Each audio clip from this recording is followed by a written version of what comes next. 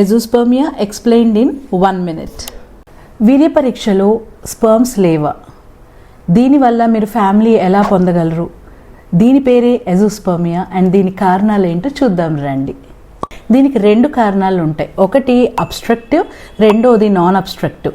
Obstructive అంటే వీర్యకణాల ఉత్పత్తి జరుగుతుంది కానీ ఎక్కడో బ్లాకేజ్ అనేది ఉంది. నాన్ అబ్స్ట్రక్టివ్ అంటే అసలు మీ టెస్టిస్ నుంచే ఈ వీర్యకణాల ఉత్పత్తి అనేది జరగటం లేదు. హోప్ఫుల్ గుడ్ న్యూస్ ఏంటి అని అంటే ఇలా ఎజోస్పర్మియా ఉన్న వాళ్ళకి ఎర్లీ డయాగ్నోసిస్ ఉన్నప్పుడు బెటర్ అవుట్కమ్ ఉంటుందండి. వీళ్ళకి మనము కొంతమందికి ట్రీట్మెంట్ ద్వారా, కొంతమందికి సర్జికల్ టెక్నిక్స్ ద్వారా మనకి ఐవీఎఫ్ ఆర్ ఇక్సీ చేయొచ్చు. అండ్ ఇది ఎర్లీగా మీకు ఎజోస్పర్మియా అని తెలిసినప్పుడు వెంటనే చూపించుకుంటే బెటర్ ఉంటుంది. మీకు ఫర్టిలిటీ సమస్యలు ఉన్నాయా? అయితే ఆలోచించకుండా మా పేజ్ని ఫాలో చేయండి. Many more men's health tips, female health tips చెప్తాము. ఇవాళే సంప్రదించండి for your free semen analysis. Thank you.